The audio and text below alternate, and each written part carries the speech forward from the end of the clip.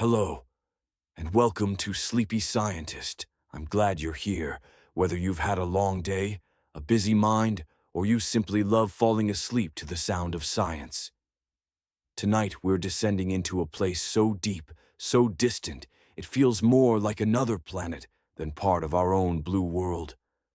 Picture this: an ocean so vast, it covers over 70% of the Earth, and at its very floor, tucked far below the waves, and deeper still beneath the twilight zones of the sea, lies a trench that yawns wider than imagination. The Mariana Trench. Located in the western Pacific Ocean, east of the Philippines and south of Japan, it's the deepest known natural point on Earth. If you were to drop Mount Everest into it, its peak would still be more than 2 kilometers below the surface.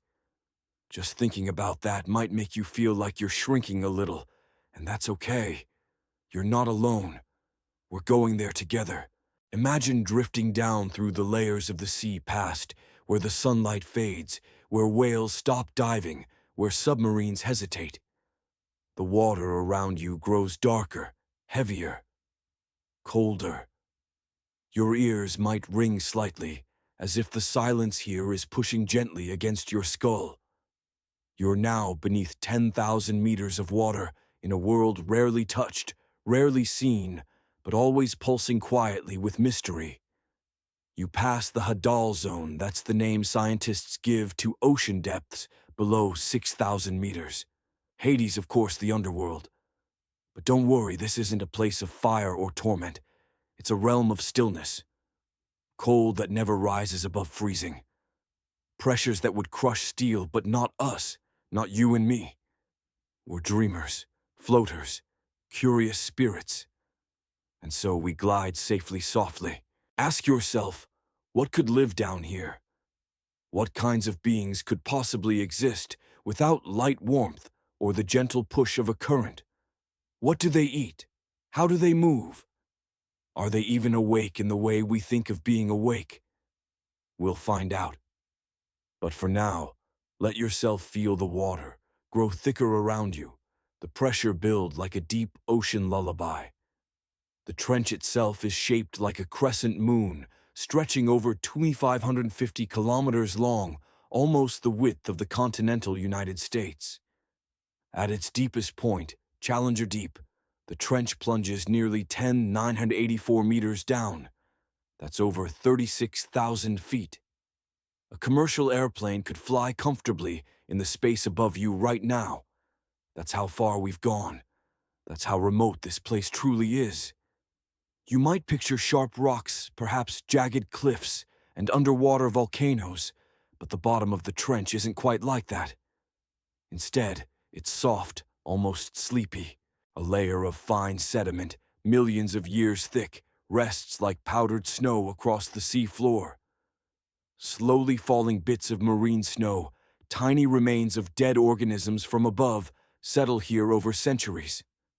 It's quiet, not just the absence of noise, but a kind of active quiet, a listening silence. And yet life is here. In this pitch, black pressure cooker of a world, creatures have adapted in ways you and I can barely imagine. We'll meet them soon, I promise. Some will glow like stars. Others are translucent as if they were drawn from the whispers of dreams. A few are oddly shaped alien almost, but never frightening, not here. Here everything moves slowly, calmly, conserving every bit of energy. As you drift just above the trench floor, take in the colors, or rather the lack of them. Deep blues give way to black, and the occasional flicker of bioluminescence winks like a galaxy beneath the waves. You're a feather in the current, your body safe and warm, floating through Earth's most hidden wonder. The first human to visit this place was Don Walsh aboard the Trieste submersible in 1960. He and Jacques Picard touched the bottom for a brief silent moment before rising again. Since then, only a handful of others have made the same descent, including filmmaker James Cameron in 2012. But tonight you're here too. No cramped metal shell, no bulky helmet, just a dreamer's drift. Let that feeling settle in. You're somewhere almost no one else has ever been. You're part of a mystery that continues to unfold slow and steady, like the rhythm of a gentle tide. If you enjoy these sleepy explorations, I'd be so grateful if you gave the video a little like and tap that subscribe button. It helps more sleepy scientists like you find their way here, and it means I can keep making more of these journeys for you now. Now let's go deeper. As we continue our silent descent into the heart of the trench, you begin to feel it. Not just the darkness, not just the cold, but something else, something heavy, pressing in from every angle. Pressure. A force so constant, so immense, it becomes a kind of invisible presence. Almost like the trench itself is gently embracing everything inside it, squeezing, shaping, whispering, to the bones of every creature that dares to call it home. At the bottom of the Mariana Trench, the pressure is over 1,000 times greater than at sea level. That's about 16,000 pounds per square inch, roughly the weight of 8 elephants stacked on a single postage stamp. It's hard to even picture, isn't it? Now ask yourself, how can anything possibly survive here without being crushed like a soda can under a truck tire? And yet, they do. Life not only exists here, it thrives in delicate, deliberate ways. Adaptation, it seems, is nature's lullaby, and the creatures here have heard it clearly. Let's take a closer look. You might imagine that the creatures of the trench wear armor-thick shells or tough exoskeletons to resist the crushing force. But surprisingly, most life down here takes the opposite approach. Instead of fighting the pressure, they surrender to it. Many are gelatinous, soft-bodied, with no air pockets to collapse. Their tissues are full of water, their organs small and compact. It's as if the trench shaped them out of jelly and patience. One curious helper in their survival is a molecule called TMAO, trimethylamine N-oxide. This chemical increases in concentration the deeper you go, helping stabilize proteins against pressure damage. If you've ever wondered why deep-sea fish often smell fishier, that's the TMAO talking. Down here, it's not just a scent, it's a lifesaver. There's something beautiful about that, isn't there? That the key to survival is softness, flexibility, the ability to bend instead of break. You might even ask yourself, in my own life when I'm under pressure, do I try to resist or do I adapt? Do I hold my shape or do I find a new one? Now picture yourself drifting beside a creature called the Hadal snailfish. It's one of the deepest living fish ever discovered. Scientists filmed it around 8,178 meters down in the Japan Trench. Its body is pale, almost transparent, with skin like thin rice paper and fins that wave like silk. No scales, no bones hardened against the world, just soft curves and simple grace. It swims with an unhurried ease, completely at home in the pressure that would pulverize most other life. Its internal structures are tiny, its heart small and tucked away. But it lives, it eats, it reproduces. It's not struggling to survive, it's thriving in its own slow-motion world. And then there are the amphipods, little crustaceans that look like shrimp but act like deep-sea janitors. Some of them, like the Hirundellea gigas, have evolved unique ways to live at the trench's bottom. They feast on sunken organic material, even breaking down bones from whale falls with the help of special enzymes. They're tireless recyclers, the trench's quiet caretakers. But they face a peculiar challenge.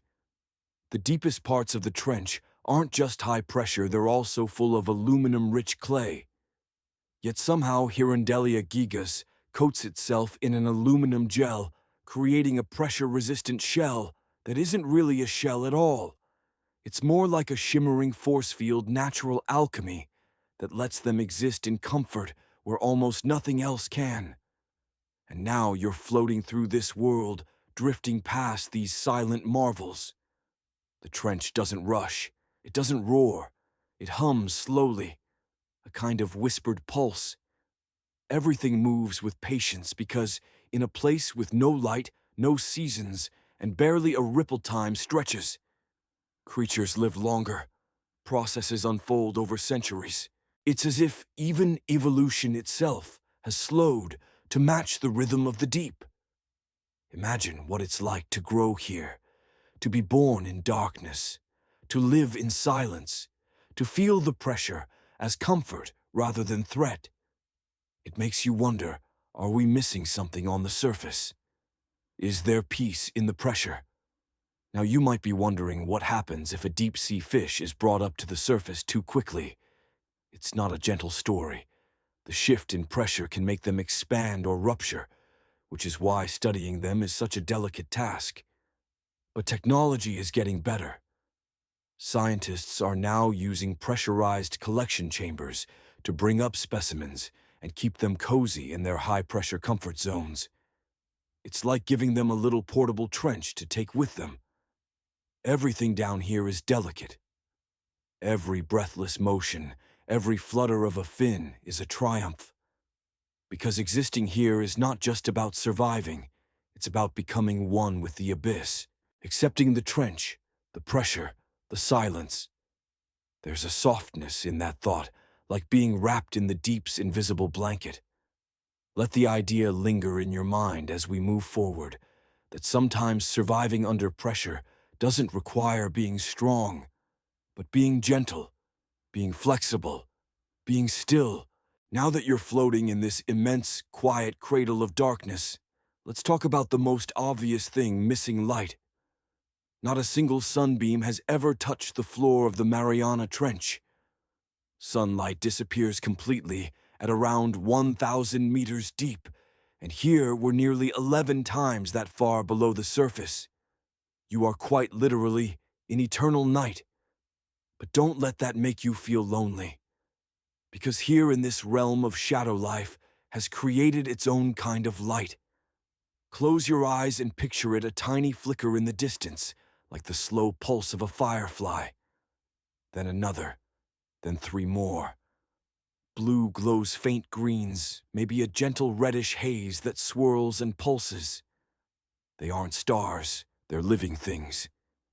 You've just entered a world of bioluminescence, where the dark becomes a stage, and light is the language of survival.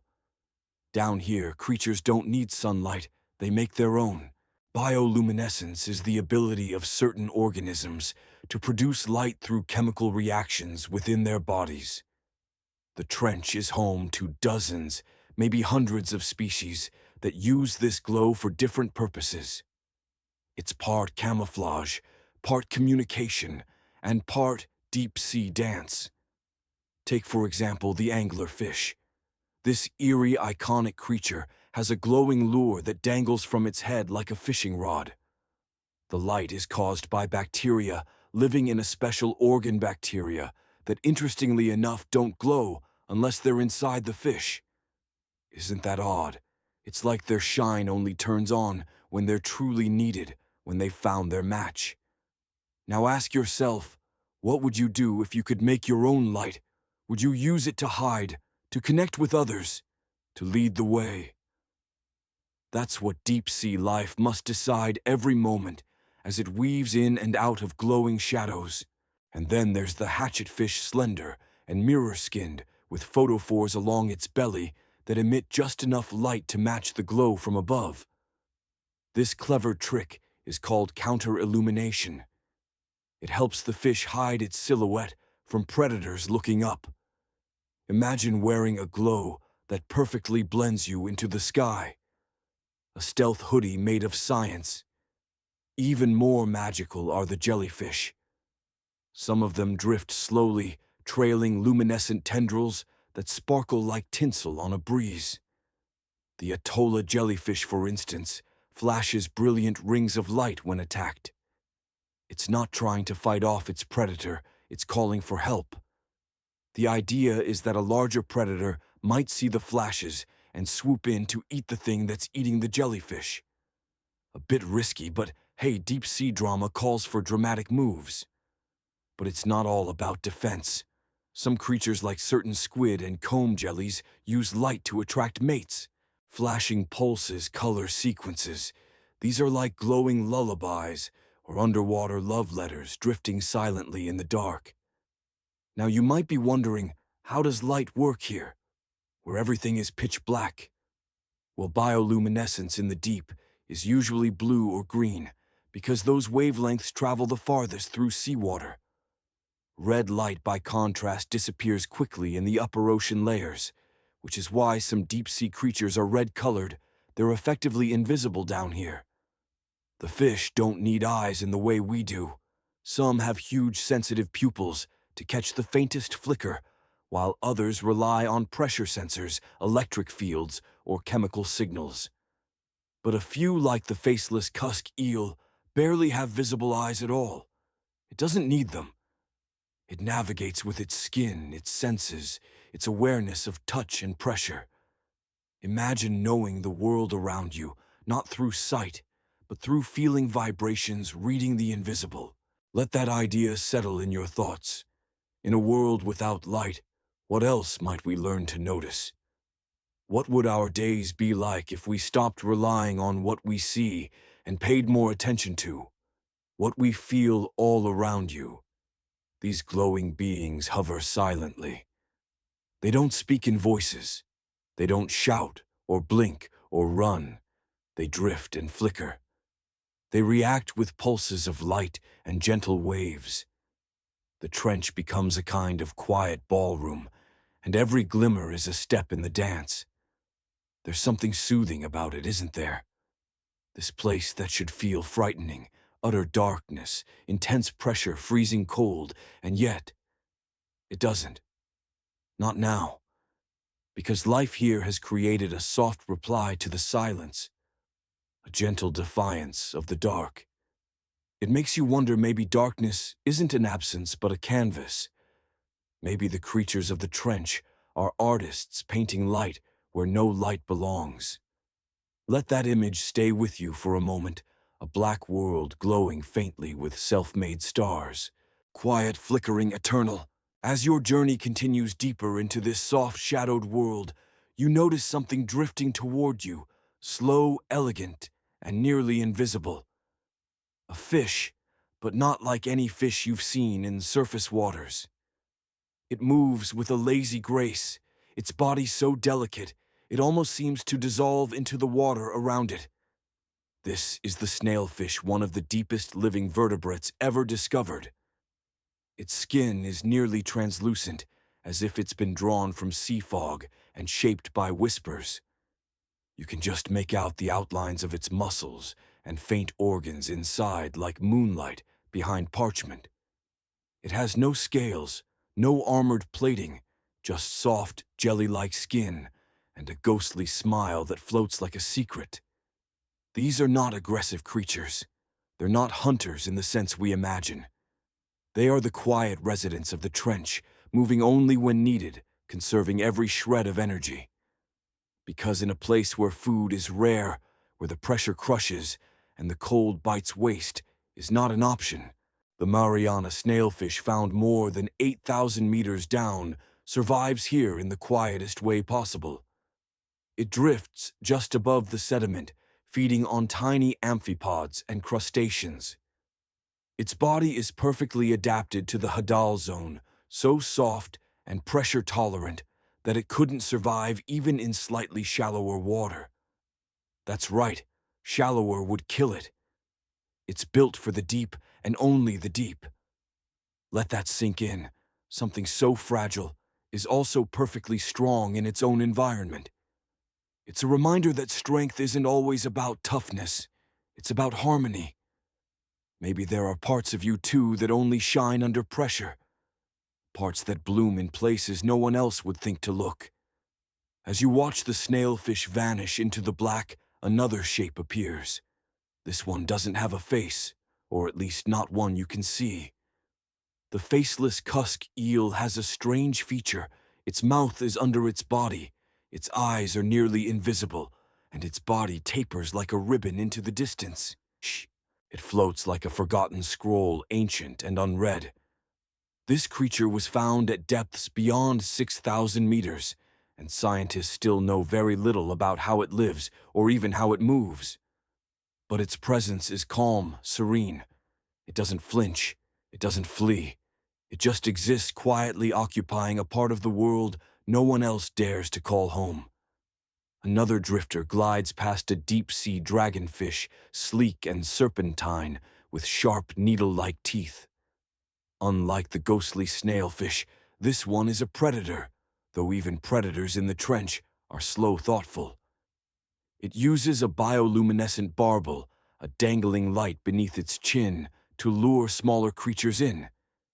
You might say it tells bedtime stories in light, waiting for the curious to wander too close.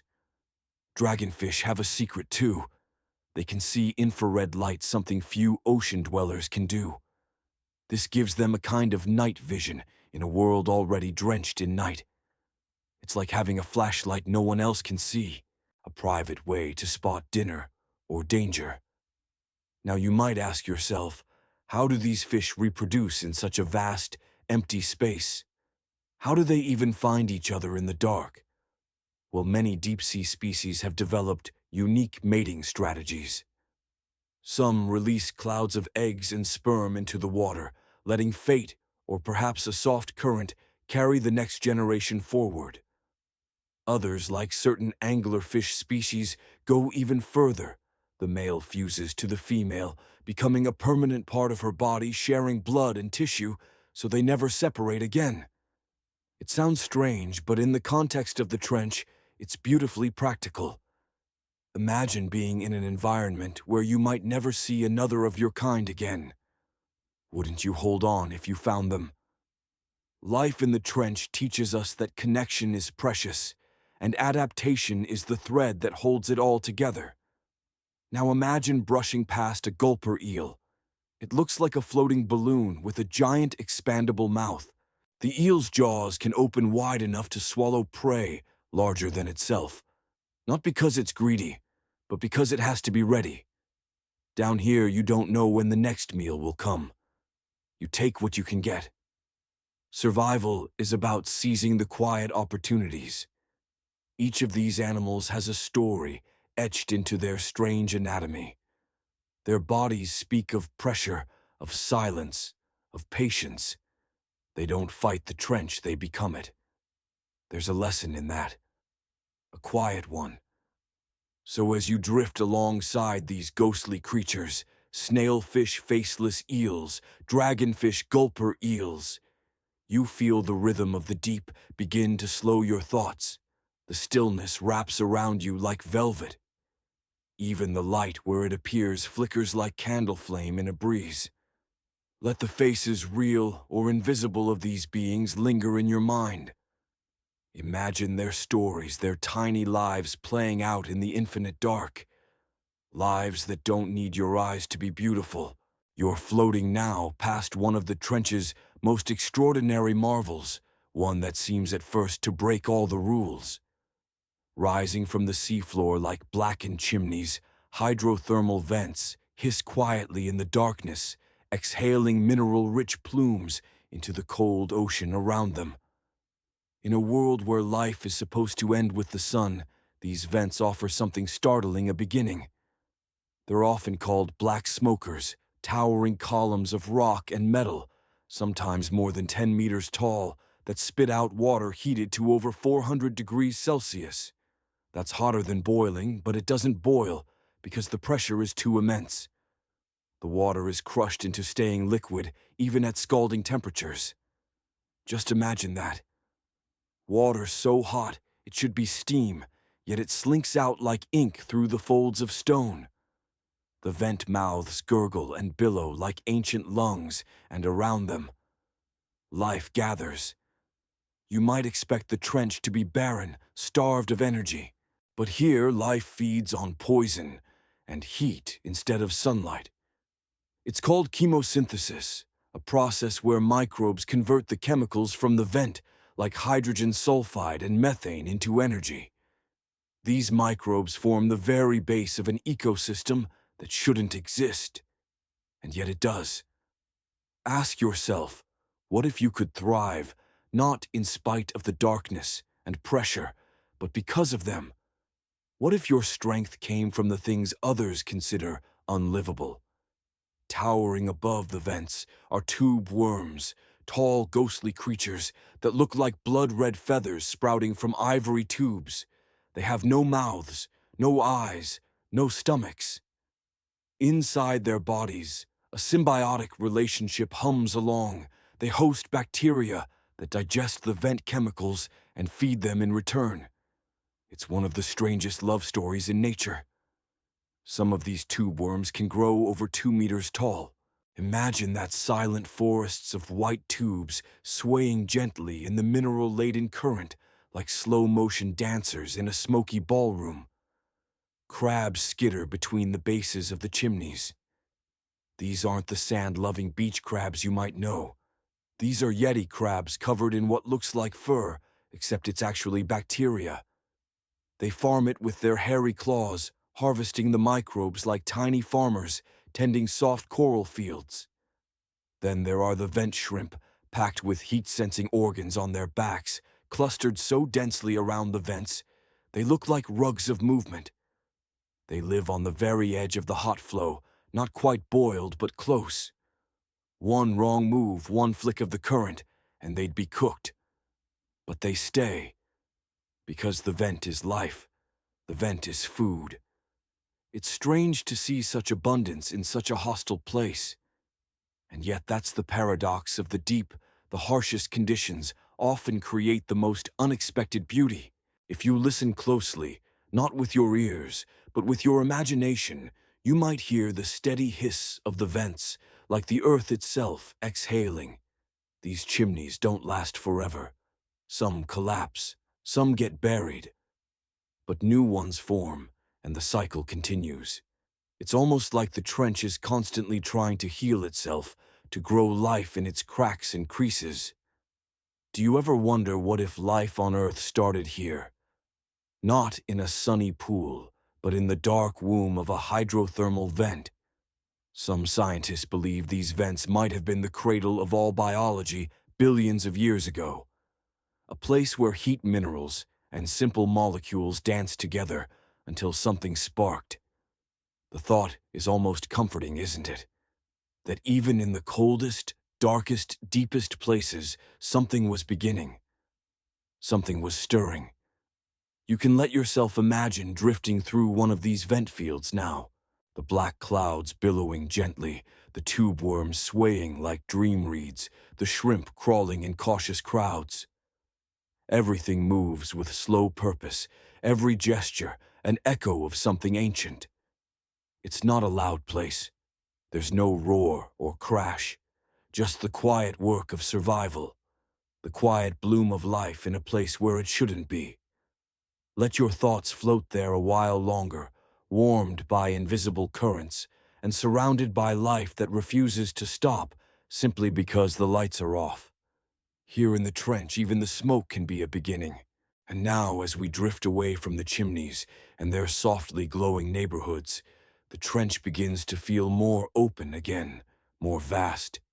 It's easy to believe this part of the ocean might be empty, quiet, lifeless. But wait, what's that?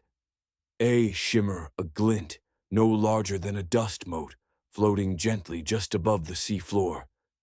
You've just met one of the most powerful life forms in the trench, though you wouldn't know it by looking.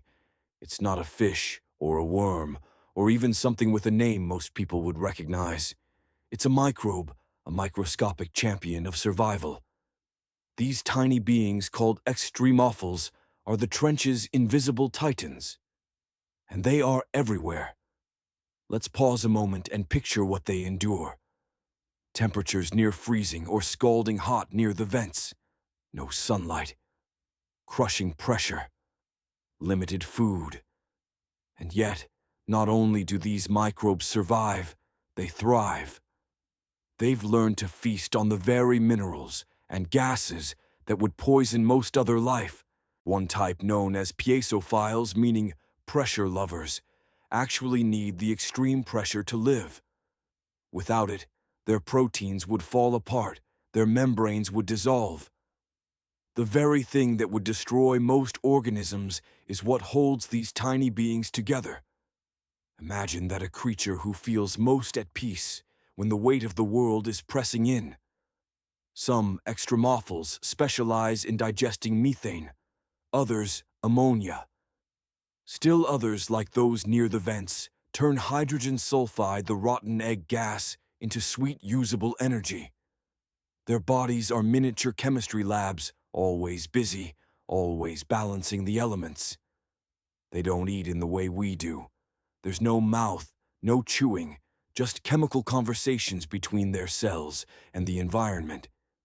You might ask yourself, if something this small can master the harshest conditions on Earth, what might we be capable of with the right adaptations? These microbes don't just live in the sediment, they shape it. Over millions of years, their colonies help stabilize the trench floor. They build communities that grow like cities, underground invisible towers of bacteria stretching down into the mud. Some of these communities are ancient, thousands of years old, passing nutrients from cell to cell like secrets between friends. And they're not alone. Living alongside them are strange single-celled organisms with beautiful names: foraminifera, radiolarians, xenophyophores. The last one sounds almost alien, doesn't it? Xenophyophores are among the largest single-celled organisms on Earth, some growing as big as 10 centimeters across. One cell, 10 centimeters. Imagine stretching one of your own cells to the size of your hand and still having it work. They build delicate structures from the particles around them, almost like tiny architects. Spires and lattices, branching arms of calcium and debris. They aren't fast, they aren't flashy, but they persist, and in the trench persistence is power. And so we float onward, surrounded by billions of creatures too small to see, too tough to crush. They're the trench's quiet engine. They break down falling organic matter, recycle nutrients, and make life possible for the larger animals above them. They are the base of the food chain, the secret keepers of the deep.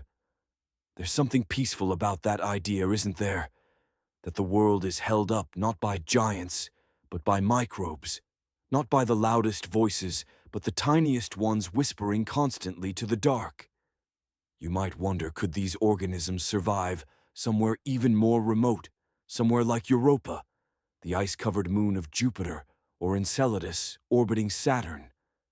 Some scientists believe that if there's life elsewhere in our solar system, it will look a lot like these microbes.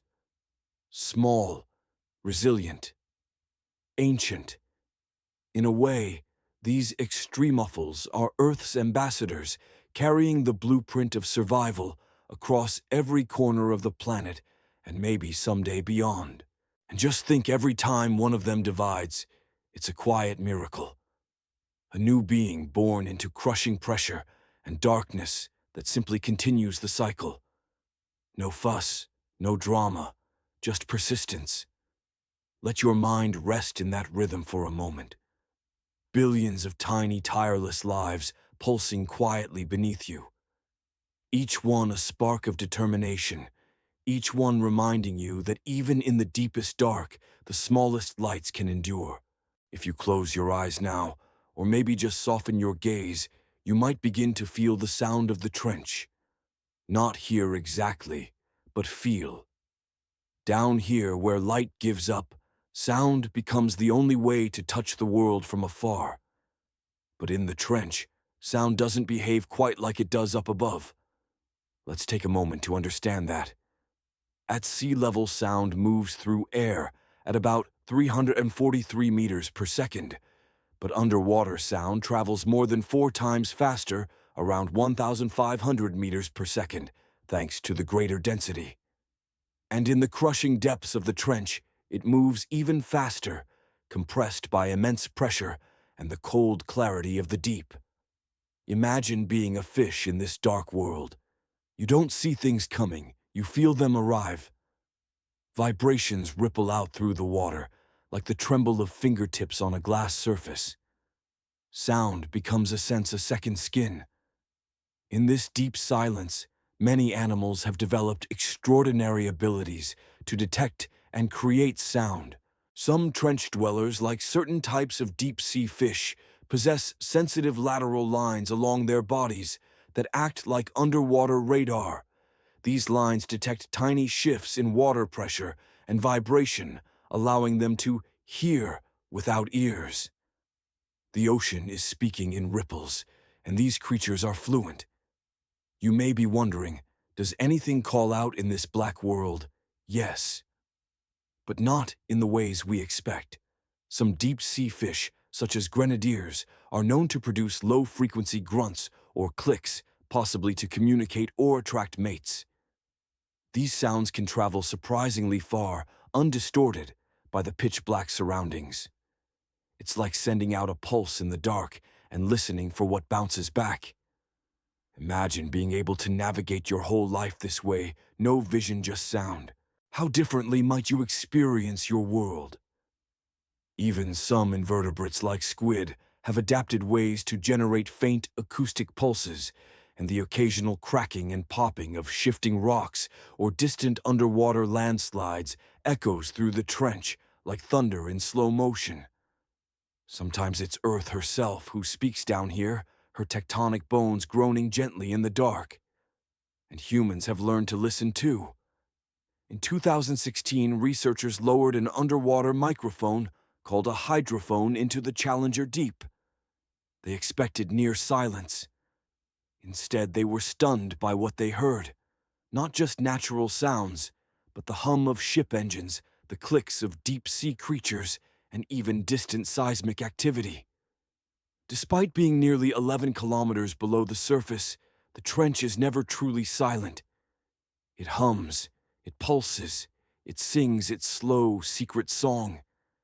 And now, as you drift along this invisible current of sound, you might pass a creature that doesn't need to make noise at all. Some deep-sea life are masters of silence.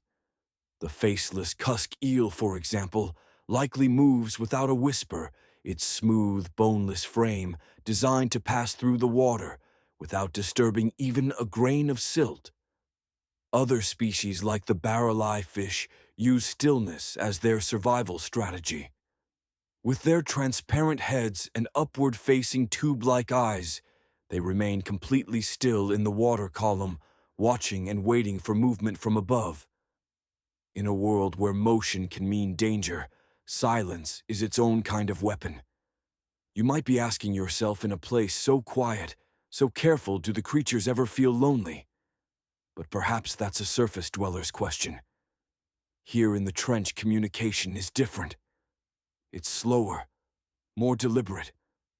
A vibration passed through water might say more than words ever could. A flash of bioluminescence, a gentle flick of a fin, a quiet chemical trail left behind. It all says I'm here.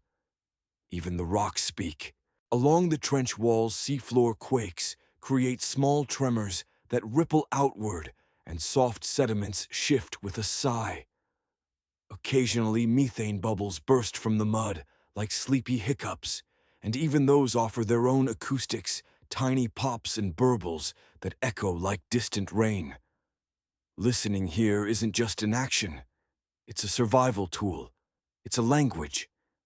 And now you're learning to listen too, not just with your ears, but with your imagination. You begin to sense the trench the way its residents do, through sound, vibration, and stillness. There's a comfort in this kind of quiet, a fullness, a presence. The trench is never loud, but it's never empty. Its sounds are like a lullaby, soft and old-worn in the best possible way. So rest a moment here in this gentle echo chamber. Let the sounds, real or imagined, ripple through you like slow waves. Let them remind you that even in silence, there is meaning. Even in the dark, there is dialogue. As you drift further into the shadows, the pressure deepens. The silence thickens, but your sense of wonder keeps growing. And then a thought floats to the surface of your mind, soft and surprising. Does this place remind you of something far away?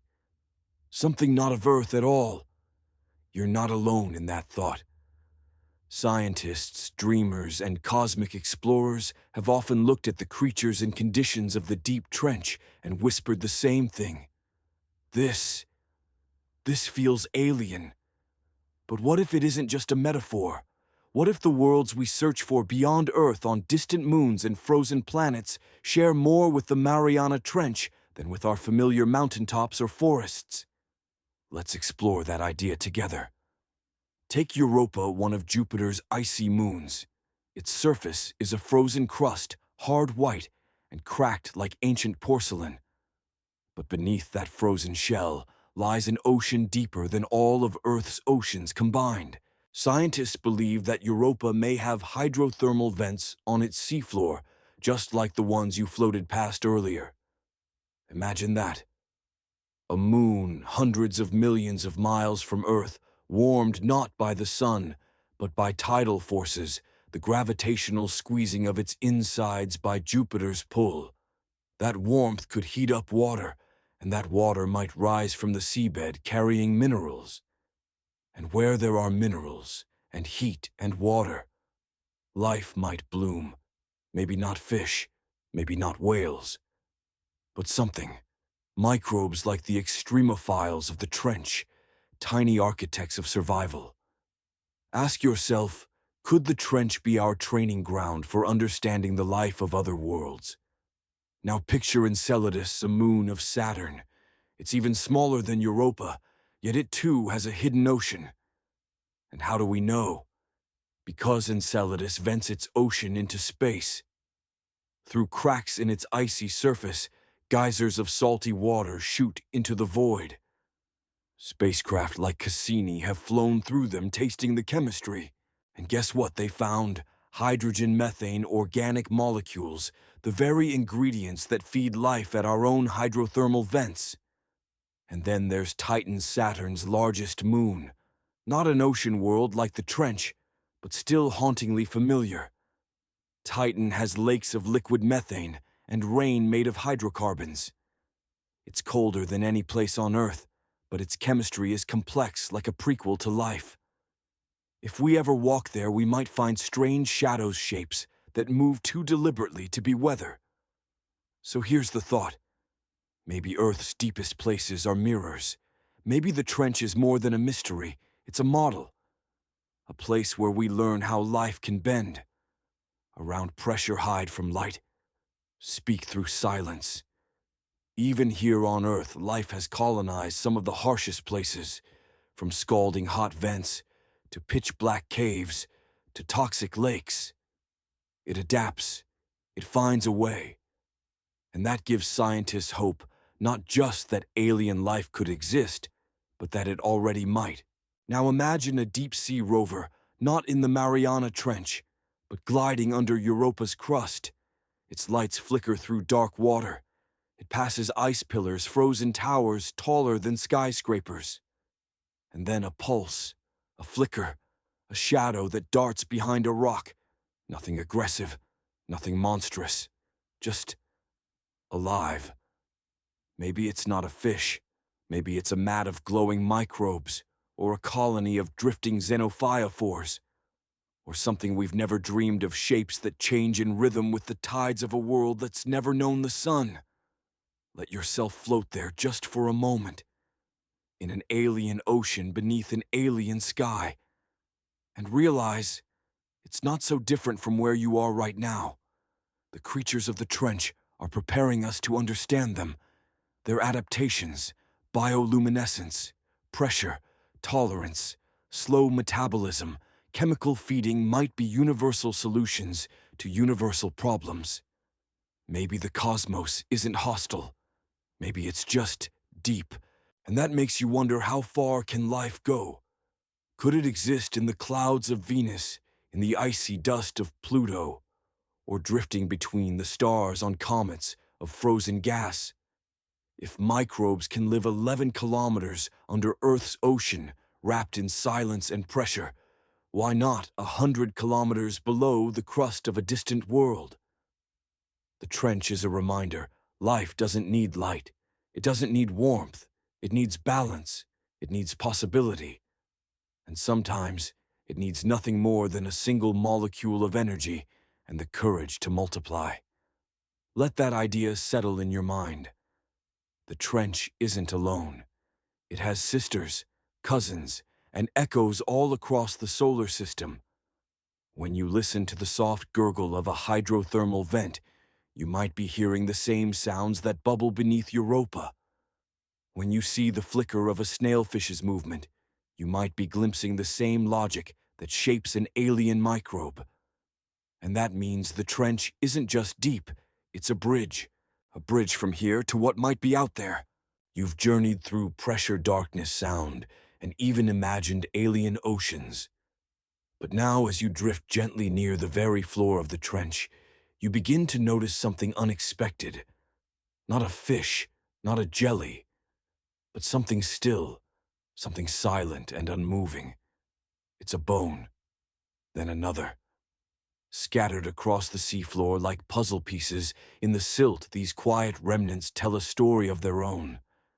A story of endings and of beginnings. You're now entering the realm of what scientists call whale falls. When a great whale dies in the open ocean and its body sinks, it can take weeks to reach the depths. But once it arrives at the bottom, something beautiful happens. A new ecosystem is born. You might imagine that nothing would want a carcass in this dark place. But in the trench, food is so scarce, so precious, that a whale fall becomes a banquet for generations. It's like a quiet celebration, a feast not of violence, but of renewal. Let's follow the stages. First comes the mobile scavenger stage. You can picture the slow arrival of deep-sea hagfish and amphipods, small but mighty, descending like soft-winged vultures. They nibble, chew, and burrow into the whale's flesh, stripping it down over weeks or even months. It's not gruesome, it's efficient. Nothing is wasted. Every bite feeds someone. Then comes the enrichment opportunist stage. Now worms and tiny crustaceans colonize the sediment around the bones. These are specialists drawn to the fatty tissues soaked into the seafloor. Some burrow directly into the bone marrow, turning it into a kind of edible sponge. But it's the third stage, the most magical, that truly feels like deep-sea alchemy. It's called the sulfophilic stage. Here, bacteria begin to break down the whale's remaining lipids and fats, releasing hydrogen sulfide. Yes, the same compound that fuels hydrothermal vents. And guess what happens next? Those same chemosynthetic bacteria we saw near the vents now appear here too, setting up tiny colonies along the bones. Tube worms and other sulfide-loving organisms arrive, building a whole new mini ecosystem. Right there on what once was a skeleton. It's not a grave, it's a garden. Some whale falls may support life for over 100 years. One body feeding hundreds of species across a century. Isn't that quietly miraculous? And now let your imagination zoom in closer, past the bones to something barely visible, the ossidax, or bone-eating worm. These worms have no eyes, no mouth, no stomach. But they grow root-like tendrils that reach into the bone and draw out nutrients with help from symbiotic bacteria. The females host harems of microscopic males inside their own bodies, a curious arrangement, but in the deep-sea practicality always trumps tradition. Let yourself consider this question: how many lifetimes can fit inside one ending? Even the trench's quietest, most permanent structures, bones, become homes, fuel stories. It's a kind of underwater reincarnation. Nothing is wasted. Nothing is left behind. Now imagine you're hovering over one of these whale falls, watching it from above. At first glance, it might just look like a pile of pale wreckage. But give it time. Wait long enough, and you'll see movement, color, life. Everything that was lost, becoming something new. In this slow-motion world, Decay is just another kind of bloom. There's something reassuring about that isn't there. That even in the deepest dark, where it seems nothing could grow, life finds a way to turn sorrow into sustenance. The trench doesn't mourn, it transforms. So next time you think of an ending, remember the whale fall. Remember the worms that bloom from bones, the gardens built on ghosts. And let that be your lullaby tonight, that even endings can glow in time. And now you find yourself drifting through a place that feels oddly still. The seafloor below you is vast and quiet, like a frozen desert stretched out in all directions. But look closer, closer than you think necessary. Down here, stillness doesn't mean emptiness. In fact, this part of the trench may be one of the most mysterious of all. You're hovering just above the Hadal sediment. Plains, flat regions near the bottom of the trench, sometimes thousands of meters across. At first, they look like they're made of ordinary mud. But that mud holds secrets. Because hidden within those soft, undisturbed layers is a kind of biological memory stretching back thousands, sometimes millions of years. Think of it like a sleeping library, one where the books are made of silt and time. Each layer of sediment tells a quiet story. The death of a bloom of plankton far above, a volcanic eruption whose ash gently drifted down, the remains of a jellyfish flattened into nothing but a smear of protein. Over time, these delicate gifts have stacked up, forming thick beds of organic, rich sediment, as soft as flour, as dark as ink. But these plains are not just pages of the past. They're also home to some of the trench's strangest life forms. Beneath your drifting feet, if you had feet, live creatures you will never see from a passing glance. They move slowly. They eat slowly. They change slowly. But they are there. Let's start with the polychaete worms. Picture little thread-thin creatures wriggling gently just under the surface. Some build mucus-lined tubes in the mud. Others move like soft dancers, collecting detritus dead material from above and turning it into energy. You might spot a rare sea cucumber flattened and nearly transparent, sweeping its fringed arms across the sediment like a ghostly janitor. Some species, like the anypniasts, look like soft pink balloons. When disturbed, they lift their entire bodies into the water and flutter away, as if dreaming themselves into the sky. And then there are the amphipods, tiny crustaceans, pale and armored. One species found in the trench, Hirondellea gigas, is especially curious. It has a trick. It secretes a natural aluminum gel from its body, possibly as a form of protection. Where does it get the aluminum? From the mud itself? That's right, it eats the seafloor and turns its minerals into armor. There's something poetic about that, isn't there? Becoming strong from the world that surrounds you. Now imagine what it takes to live here. Not just pressure, though, that's ever present. Not just darkness, though it's all-encompassing. But patience. Endless patience. Food falls from the surface only in tiny flurries. A jellyfish here. A snowflake of fecal matter there.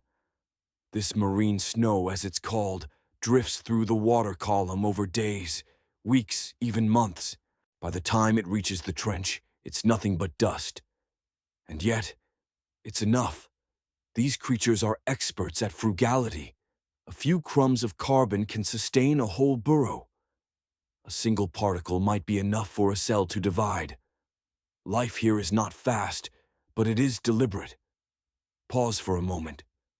Ask yourself, what would it feel like to live at that pace? To measure time not in minutes, but in molten layers of silence. There's no hurry down here, no traffic, no chase. The animals of the Hadal Plains move slowly because they can, because the world around them demands it. Now let your thoughts sink even further into the mud itself. Did you know that scientists have drilled cores from the trench floor and discovered microbes still alive? In sediment that's over 10 million years old, 10 million years. These microbes haven't seen a light, haven't moved more than a millimeter, haven't eaten more than the tiniest trace of energy. And yet, they are alive. Not in the way we think of bustling cities or flowering meadows, but in a quieter way, in the way that mountains live, that oceans breathe. They are proof that life doesn't always need to do something to matter. Sometimes it just needs to be. So here, in this stretch of quiet, you are surrounded by persistence. The trench is teaching you its slowest lesson, yet that time is not the enemy, and that stillness can be its own kind of strength. Rest a moment on that thought. Let yourself drift with the polychaete worms and the sleepy sea cucumbers. Let your breath match the hush of the mud. Let your heart beat slow to the rhythm of sediment falling. There is life here. You just have to wait for it. As you continue your slow journey along the trench floor, something strange begins to stir in your imagination, something oddly geometric. Out of the corner of your awareness, you catch glimpses of shapes, lines, angles, patterns that don't quite feel natural. Could they be artificial? No, but they are astonishingly precise. You're approaching the realm of the trench's deep-sea builders, not architects in the human sense, but creatures who shape the seafloor in ways that seem almost designed. And one of the most mysterious of these sculptors is a being known only by its traces, the deep-sea circular pattern artist. Scientists have captured images of perfectly symmetrical circles, some up to 2 meters wide, etched into the ocean floor. Each one is intricate ridges, furrows repeating wave patterns, spiraling out like a cosmic mandala. For years, no one knew what made them. But then the answer revealed itself. In shallower waters first, a tiny pufferfish using only its fins creates these stunning shapes as part of an elaborate mating ritual. It's like underwater crop art drawn in sand, designed to impress. Though these structures are found in shallower zones, they echo the mystery of what's possible even at extreme depths. In the Hadal Trench, similar mysteries remain, patterns left by unknown creatures, paths carved into the mud that form sprawling mazes. Some scientists believe these trails are made by sea cucumbers or burrowing amphipods grazing methodically through sediment like living rakes. But no one's ever seen the work in progress, just the results tidy, deliberate, mathematical. What does it mean, you wonder, when animals with no rulers or eyes can still draw circles in the dark? Elsewhere on the seafloor, manganese nodules appear, small round stones that look like discarded cannonballs. They're not alive, but they form so slowly, about a centimeter every million years, that they feel almost sentient in their patience. These nodules are made from metals, like iron, nickel, cobalt, and manganese, slowly accumulating around a speck of shell tooth or bone. No creature makes them directly. Instead, they're the product of chemical reactions in the sediment, whispering their progress over eons. But like the microbial mats and the whale bones before them, they become anchors for life. Tiny creatures cling to them. Bacteria coat them. In the trench, even rocks become ecosystems. And then there are the burrowers, animals that dig not for shelter, but for transformation. Deep-sea worms and crustaceans move through the sediment, creating intricate networks of tunnels. These burrows bring oxygen into deeper layers of mud, redistribute nutrients, and allow microbes to flourish in places that would otherwise be barren. So much of this world is hidden, not above the seafloor, but within it. A landscape within a landscape. You begin to realize that the trench isn't just a place of life, it's a place of intentional life. These animals, with their small actions and silent movements, shape the world around them. They don't shout, they don't rush, but their marks last for years, even decades. Take a moment now. Ask yourself, what traces are you leaving behind in your own days, your own space? What invisible trails mark your passage? Down here, nothing is wasted. Every breath, every movement, every ripple in the silt is part of the design. You start to see the trench not as a place of chaos or pressure, but as a cathedral of quiet creation. Even the water above you, so heavy and thick, participates in this artistry. Slow underwater currents sweep through the trench like fingers brushing piano keys, rearranging sediment, resettling particles, carrying messages from one corner to another. These currents move millimeters per second, but over time they sculpt underwater dunes, carve ripples, and stir up nutrients. It's as if the very ocean is painting the floor, one grain of silt at a time. You drift over one final pattern, dozens of small spiraled trails, curling outward from a central point like a fossilized dance. It's probably the path of a foraging snail or a larval creature looping through the mud. But from above, it looks like art. Deep-sea calligraphy. You smile softly, maybe even without noticing. Because what you're seeing isn't random, it's the slow poetry of survival. And in a world with no sunlight, no applause, no audience, this poetry still continues. Not because it has to, but because it can. As your journey continues, the world around you grows stranger, still not frightening, not alien, but unfamiliar in a curious way. Because now you're leaving behind the sediment plains and the patient artists of the seafloor and gliding towards the trenches within the trench, those narrow, twisting canyons and fissures that reach even deeper than the already unimaginably deep. These are Hadal sub-trenches, and they are some of the most difficult places on Earth to reach. Picture cracks carved into the seabed by titanic tectonic forces, slits in the crust where the Pacific Plate dives beneath another. These gorges plunge another 500 to 1,000 meters below the already sunless depths. Fewer people have visited them than have walked on the moon. Down here, things get strange. The water isn't just dark, it feels thick like velvet. And the animals, too, are different. Even fewer in number, even more uniquely adapted. And one of the strangest of them all, the Mariana snailfish. It might not look like much at first, translucent, squishy, with a ghostly, almost jelly-like body. But this fish is a record breaker. It's been filmed swimming as deep as 200 meters, and specimens have been recovered from even deeper. It holds the current title of deepest living fish ever found. But how does it survive? How does it swim where even steel would crush? Its body has no swim bladder, those gas-filled organs that many fish use for buoyancy. Too risky at this depth. Instead, its body is gelatinous, like soft clay, molded by gravity. Its bones are thin, almost cartilage-like. Its muscles are weak, but its metabolism is efficient.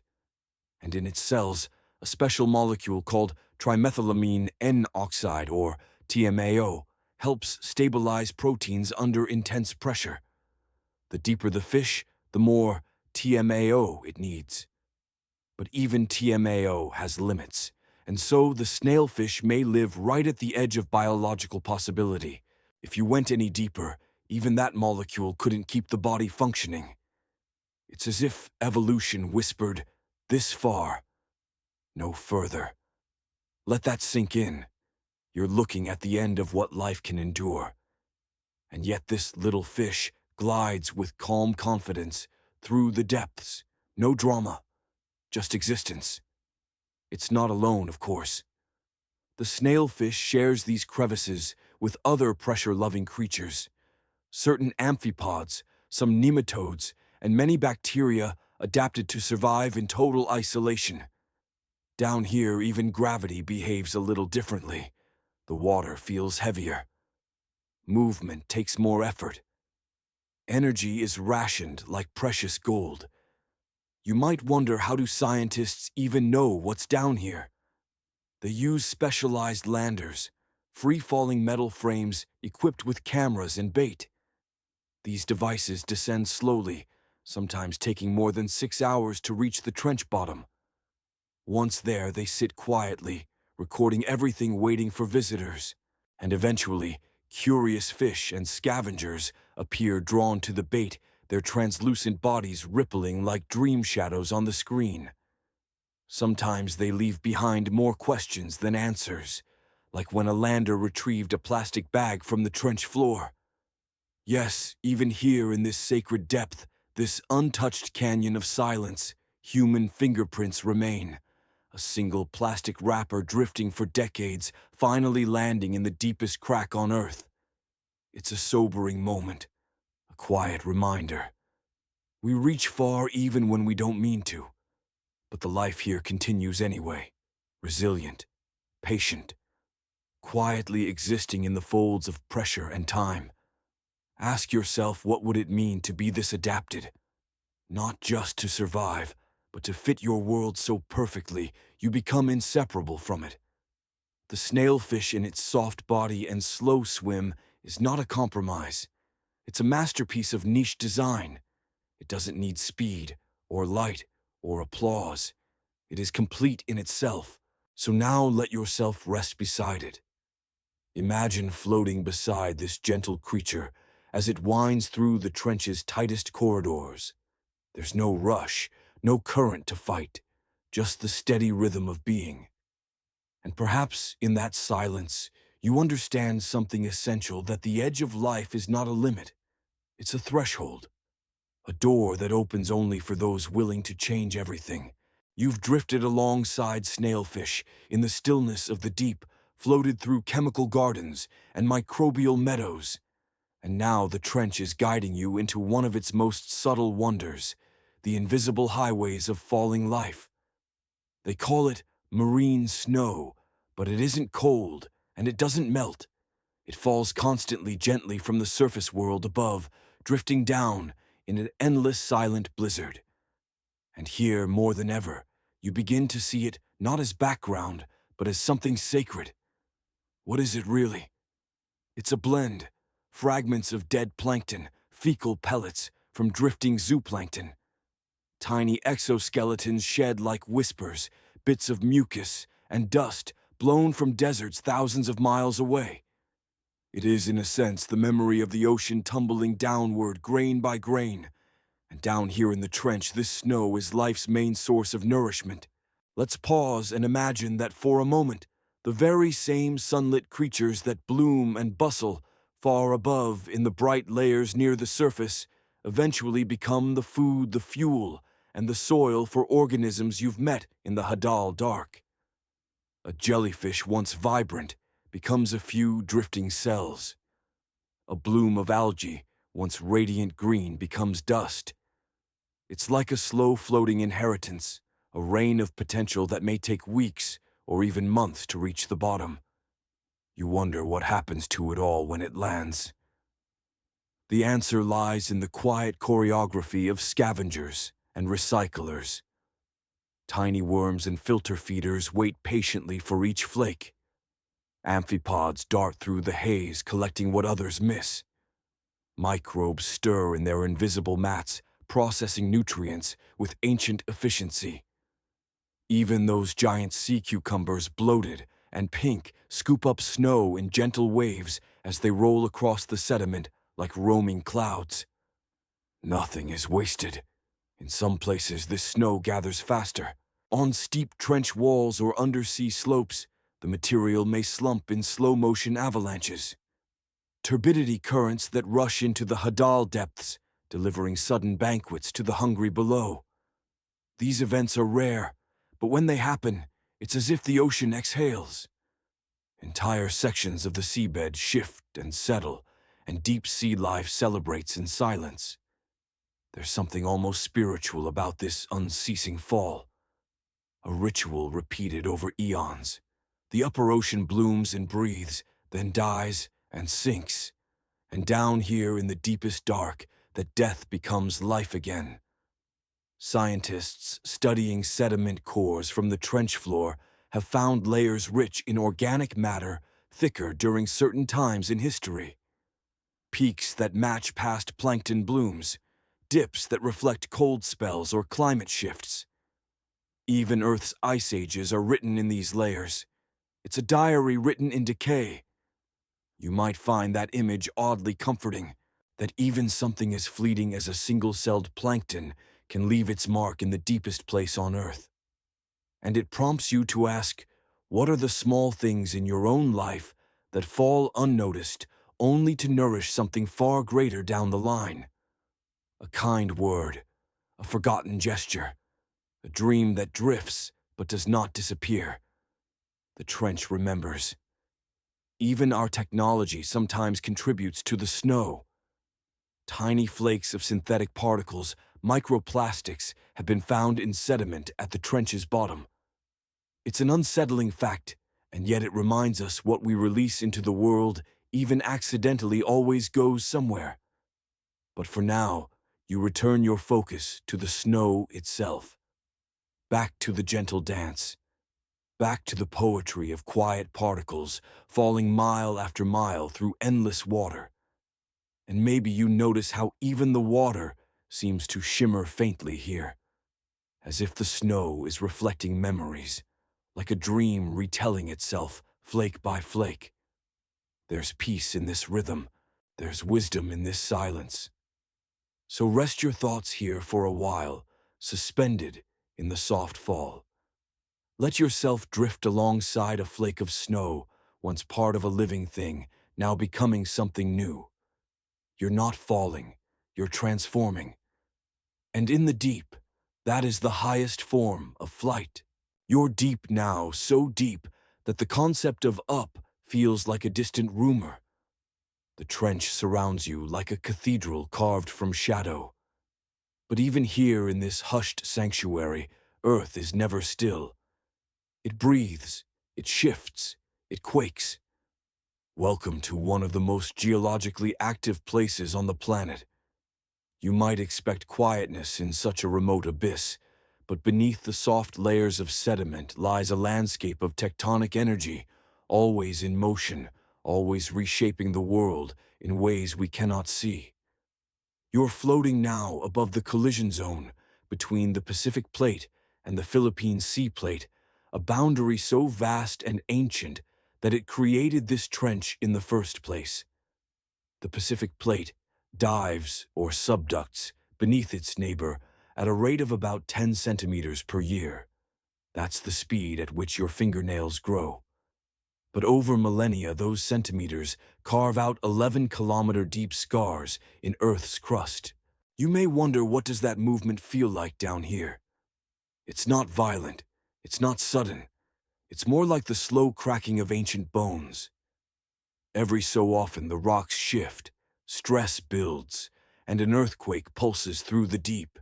The seafloor trembles, the sediment stirs, and sometimes great walls of rock move inches in a heartbeat, sending invisible shockwaves rippling through the trench. In 2012, researchers detected a shallow magnitude 7.7 quake near the trench. Its energy echoed for hours across the seafloor. And in 2016, a robotic lander placed a hydrophone in the Challenger Deep. It recorded the trench's heartbeat, earthquakes, distant storms, even the low hum of ships far above. You might not hear these sounds with your ears. But in this world, vibration is everything. The animals here, especially the amphipods and fish, likely sense each tremor the way you might feel thunder through your chest. It's a language of motion, not noise, and where tectonic forces play, heat sometimes follows. Though most of the trench is cold, hovering near 1 to 4 degrees, there are pockets of warmth. In some regions, cracks in the seafloor allow heat and minerals to seep upward. These are cold seeps, not quite hot, like hydrothermal vents, but rich with life just the same. At these seeps, methane and hydrogen sulfide bubble slowly from the earth, feeding microbial mats that glow faintly under scientific instruments. These microbes form the base of new ecosystems. Tube worms, clams, and even ghostly crabs gather there, huddling in communities like villagers around a campfire. It's another place where the impossible becomes real, where energy from inside the earth sustains life without any sunlight at all. And still deeper beneath you, subduction feeds volcanoes. Though the trench itself is not volcanic, the pressure and melting it creates fuels eruptions elsewhere in the Pacific Ring of Fire. The trench is part of that system, a route hidden from sight that feeds the flames. Consider this: the deepest place on Earth is not dead rock. It is a living fault line, a seam in the planet's surface, where energy moves, builds, and reshapes everything. And one day, perhaps centuries from now, a new quake will shift the trench again. The floor may tilt, a canyon may collapse, a new fissure might open. And the animals here will adjust, as they always do, with quiet resilience. That's what the trench teaches best, that change, even violent change, can be survived with patience and adaptation. That even in darkness, motion means life. Ask yourself, how do you adapt to your own fault lines? How do you absorb pressure, ride through tremors, stay still when the world shakes? Here, surrounded by stone and silence, you realize that the trench isn't static. It pulses with slow, sacred rhythms. It's a place shaped not just by what falls into it, but by what rises from within it. So take a breath with the earth, a deep one.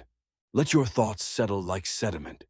Let your mind echo with distant quakes. And know that even in stillness, something is always moving. You're nearing the end now, not of the trench which goes on with its ancient patience, but of your journey, this quiet, drifting exploration through the deepest known place on Earth. You've floated through forests of bacteria, over whale bones turned to gardens, beside fish that defy pressure and time. And now gently the water seems to hold you still, like a hand resting on your shoulder. You've arrived at the Challenger Deep, the deepest measured point in the Mariana Trench, and by extension, the deepest known spot in all the world's oceans. It lies at around 10,984 meters, though different surveys have clocked it anywhere from 10,920 to over 11,000 meters, depending on equipment and time. Imagine stacking Mount Everest from sea level and still having nearly 2 kilometers of water above its peak to reach this place. That's how deep you are. There's no sign, no marker, no plaque, just darkness, pressure, and a hush so vast it could cradle dreams. Yet even here at this ultimate depth, life whispers. Researchers have found small amphipods, yes, those hardy translucent scavengers flitting about in the black. Landers have filmed ghost-like snailfish drifting as though the laws of biology had been gently rewritten. And the mud below you. It's home to microbes that metabolize slowly, patiently, recycling carbon at a pace so relaxed it makes glaciers seem hurried. Some of these bacteria can survive with only 1 to 10,000th the energy used by surface-dwelling life. Their entire existence is a whisper, but it's a whisper that persists. And in 2019, a submersible called DSV Limiting Factor made history by visiting this place with human eyes. Imagine that moment when the tiny vehicle's lights first illuminated the trench floor and revealed not emptiness, but movement, life, the faint silt of marine snow, the trace of a tail, the quiet continuation of existence. Let that settle in your mind. The deepest place we know is not silent, not truly. It's singing softly. You just need to know how to listen. And while we often call this the bottom of the ocean, you now understand it differently. It's not a bottom, it's a threshold. A liminal space between what we know and what we've barely begun to imagine. This place holds our planet's secrets in layers of sediment and pressure. It records the fall of surface life, the rumble of earthquakes, the flicker of bioluminescence. It's a kind of living diary too deep to read, quickly too profound to skim. And maybe that's the final gift of the trench perspective. Here at a depth, no sunlight reaches where even human technology struggles to endure life still chooses to be. It adapts, it transforms, it holds on not out of desperation, but because life at its core is endlessly creative. So what might you carry with you as you return from this dive? Maybe it's the patience of a sea cucumber sifting gently through falling snow. Maybe it's the strength of a snailfish unbothered by crushing forces. Maybe it's the resilience of a microbe thriving in darkness, asking nothing but time. Or maybe it's just this feeling, this quiet awe, that even the most hidden corners of our world are alive with meaning even when we aren't looking. And now, slowly, the lights fade. The trench becomes a memory, a lullaby of pressure and shadow and improbable beauty. Let your body rest, let your thoughts slow. And as the last ripple fades, you rise gently from the seafloor, carrying the secrets of the deep, not as weight, but as wonder. Let's linger here just a little longer, in this slow, suspended stillness. You're far above the trench floor now, but the memory of it clings to your mind, like soft silt, settling into your thoughts, calming your breath. The pressure has lifted, but something in you wants to stay, to float just a while longer in that blue-black velvet. And that's perfectly okay. Let the rhythm of the ocean guide you now, gentle, unrushed, each breath rising and falling like a current that asks for nothing but your presence. No need to solve or fix or reach, just drift. You've been to a place where life endures in silence, where nothing moves quickly, and yet everything is constantly becoming. Maybe you feel a little slower yourself, now your thoughts moving like marine snow, your body curled into stillness like a resting snailfish. You've earned this quiet. You belong to it now. If you've enjoyed this journey, I'd be quietly grateful if you'd give this video a like or tap that subscribe button for more peaceful explorations with the Sleepy Scientist. It helps more than you might imagine. And before you drift off, I'd still love to know, where in the world are you listening, from what time it is there? Leave a comment if you're feeling cozy enough to share. It's always a quiet joy to see this sleepy little community ripple across time zones and continents. Good night, sweet dreams.